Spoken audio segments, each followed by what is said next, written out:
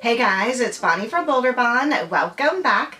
Last week we had a huge sale in our Etsy store, so I thought it would be nice for you guys to see how I prepare and package all of your orders. I know during my studio vlogs you guys really enjoy seeing me pack orders, but I wanted to get into a little bit more detail in this video and show you what packaging I actually use and where I get those things from. So if you guys have any questions or want me to answer more things down below, definitely let me know. I love helping you guys out. So let's go ahead and get started. All right, so the first thing I like to do is write down everything that I need to print and cut for the day. Now, typically I just start with the first order and then package from there and go on down the list. Now, since this is a huge sale and there are a lot of orders, I actually like to go to the listings page. Did you guys see that hummingbird? I don't know.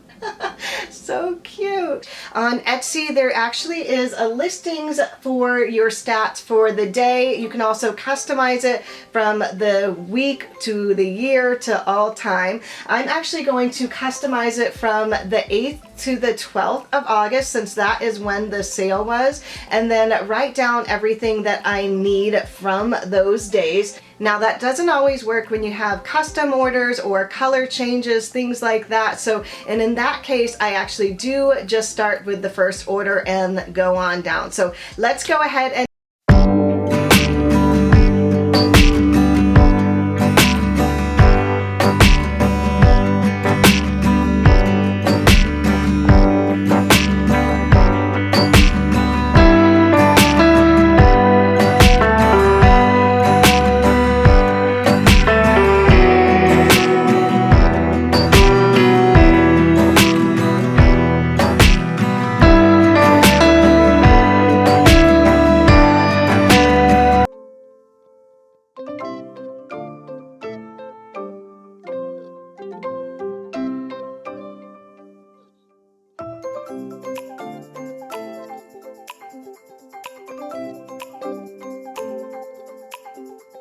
all right, now that I have everything written down that I need to print and cut, I'm going to start printing them and cutting. So I have all of my cutters over here. This is my main workstation, so I pull all of my stickers off of here, peel them up here, and then over on to the left, which I'll show you in a moment, is where I stack all of the stickers to get ready to prepare them for shipping. Now, I keep all of the sticker papers that I need to actually cut in this big pile right up top here. That way I can just grab it and put them on the mat as I go. So let's start.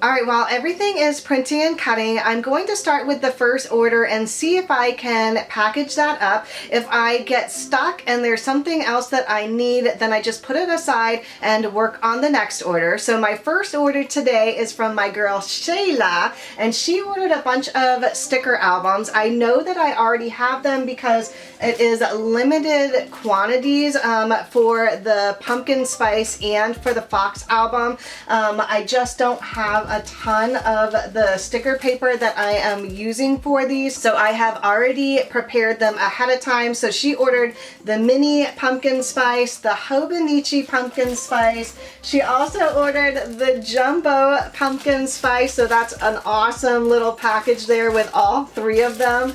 And then she also ordered the gorgeous box album as well. So we're gonna go ahead and put these aside. She does have other stickers that she ordered as well, so we're gonna set these down and see if we can get the stickers as well. All right, I am changing up my sticker storage to move everything to filing the stickers, but for now I do have a lot of my stickers still in these binders, so I'm going to actually pull this one because she ordered some date.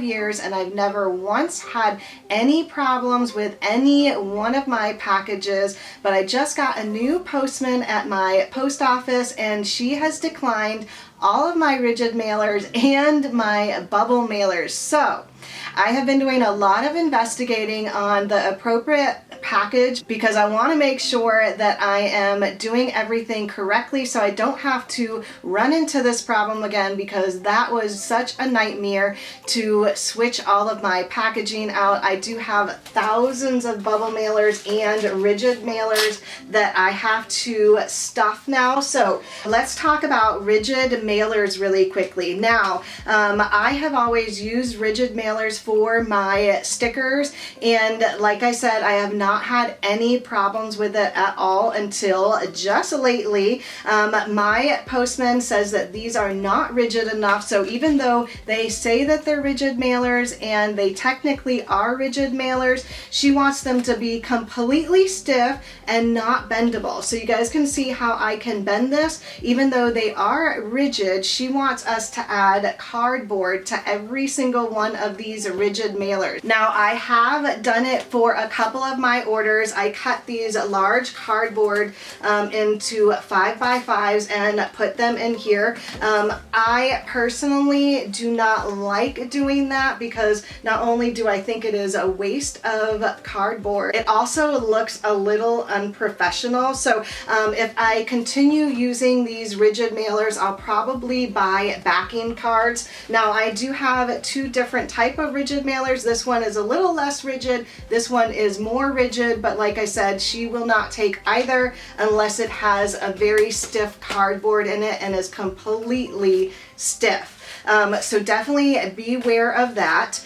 I also had bubble mailers, so I have 3 different size bubble mailers. I use the very large ones for the sticker album, so I like to keep these not folded and have them completely flat. Now the problem with these is that it is too flat. So I do tracking on all of my orders. So in order for this to actually be a package, it has to be 3/4 of an inch thick.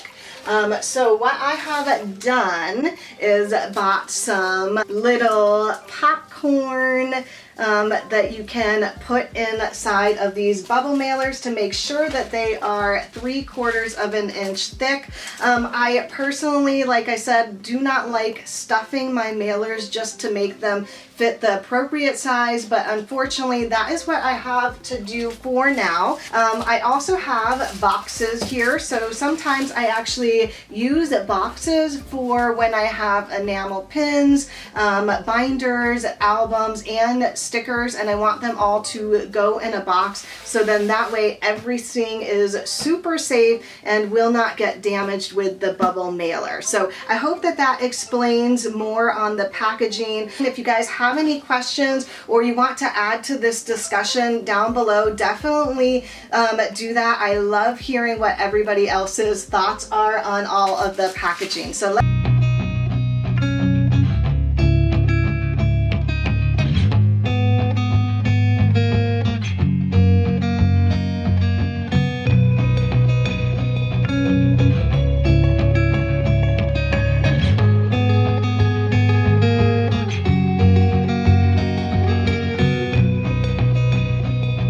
have all of the pink packing peanuts. I have my bubble mailers sitting right on top of my recycling bin here, and then I also put some extra boxes there so I can do it all in a line.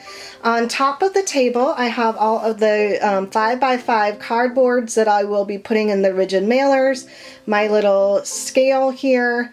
I have some packing peanuts up there to make it easier. My little cellophane baggies.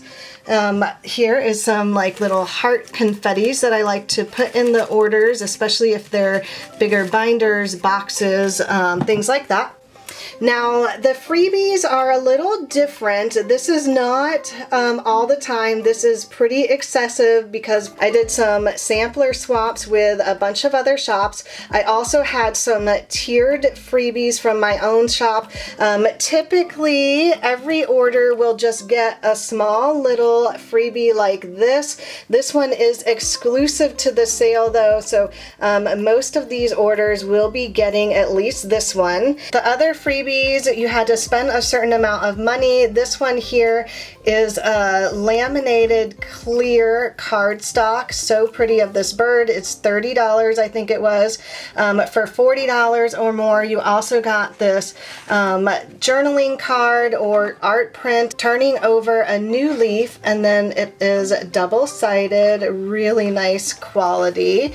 And then for $50 and more, you also got this adhesive pocket with this gorgeous hollow Hello Fall with the leaves on it. So that is there. And then for each day, I have little packets of freebies from other shops. So this was day 1's packet. Day 2 and 3, actually that is reversed. Day 2 and 3 is over here. I'm just going to move it now so that I don't mess that up.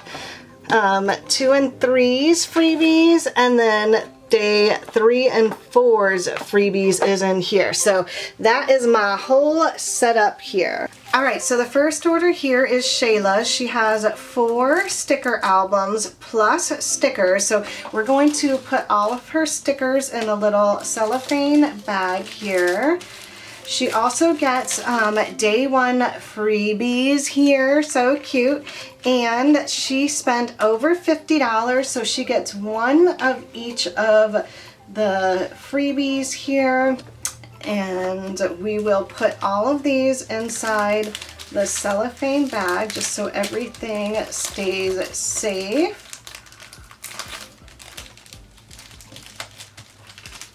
And then we'll just lock this one up. Perfect. Now, because these are the jumbo albums, we need to use the jumbo bubble mailer. So we are going to slide everything into this bubble mailer. Now, this may still not be thick enough, so we're going to add a couple of the packing peanuts just to make sure. We do not want anybody having to pay more shipping, so that just bulks it up a little bit and actually probably does help keep the album safer. So let's seal this guy up.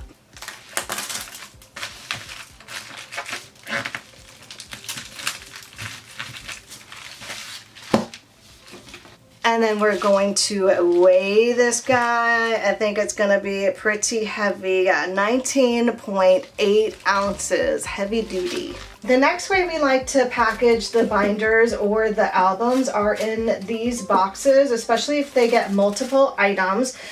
This one is actually going to Australia, and it's quite a large order. She has 1 album, and she also has tons of stickers, the first day sampler pack, and then 1 of each of the freebies that I have in my shop. So we're going to actually put all of the stickers in this little bag here. Now, we don't do cellophane bags for every sticker sheet or even our weekly sets, monthly sets, because it's just so much waste. So we put everything into one bag as long as it fits. Now, we have had several orders where there are tons and it doesn't close. So in that case, of course, we will put it in more than one little baggie. Now this one actually does fit, so I'm actually going to put everything in here, and then I'll put the freebies in another bag by itself. All right, and now we're actually going to make it so this one has all of the creases, so it's an actual album instead of laying it flat, because you guys can see this box is not a very large box, so I cannot keep this one flat. So we're just opening that guy up, and then we're going to put that right in here. You guys can see it fits perfectly. Unfortunately, we cannot fit more than one sticker album unless it's like a mini one or Hobonichi Weeks. And then we'll put the stickers right on top of that along with the extra little freebie. And then I'm just going to grab my little heart confetti and sprinkle a few of them in here. And then I'm also going to include a little note that I like to attach to the stickers, and then fold over the tissue paper and put on the Bolderbon logo. That way it is nice and sealed when they get it, and it looks like a cute little present. And then the last step before I print the label is I need to make sure that I weigh it.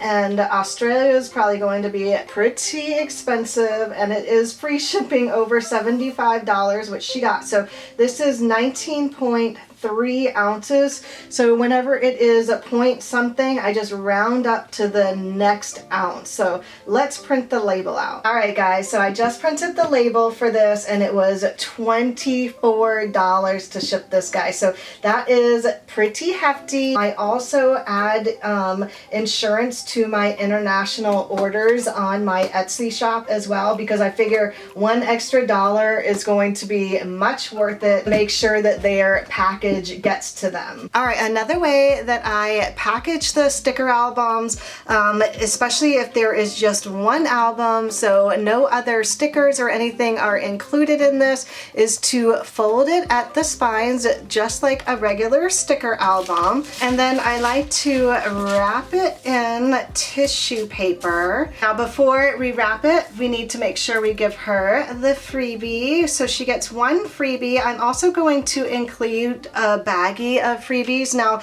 the first day was $20 and above, but I had a couple extra, so I'm going to include this one with hers. And actually, let's put this little freebie in the little baggie here. And before we close it up, let's add a couple of these little confetti hearts just to make it look super pretty for when she opens it. And this time we're actually going to use a craft bubble mailer. And this one is probably thick enough on its own. So we'll just go ahead and close this guy up.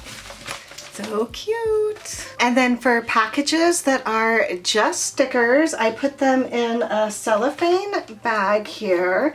Now this girl actually won one of the giveaways, the group giveaway, so a very large giveaway. She also gets an exclusive freebie, and I'm also going to give her a little sampler bag as well. So I'm just going to put that in there. And then I also wrote her a little note, so I'm going to put that right on top of the little stickers here. And then for this order, we're going to use a rigid mailer. Now the paper clip is a little puffier, but it should not get damaged in the rigid mailer, especially when I add the little cardboard to it. And actually I'm going to add it on the front here. So that is rigid and a little puffy. Now when it is a little puffy like that, I do like to add a little bit of reinforcement tape. That way it does not pop open at the seams. So just a little bit on the right hand side here, and then a little on the left. And then that should be good to go. So I hope you guys enjoyed this video, maybe found some helpful tips to help you with your packaging. If you guys did enjoy, don't forget to give this video a thumbs up and subscribe if you haven't already. Thanks again for watching, everyone, and I'll see you in my next video. Bye!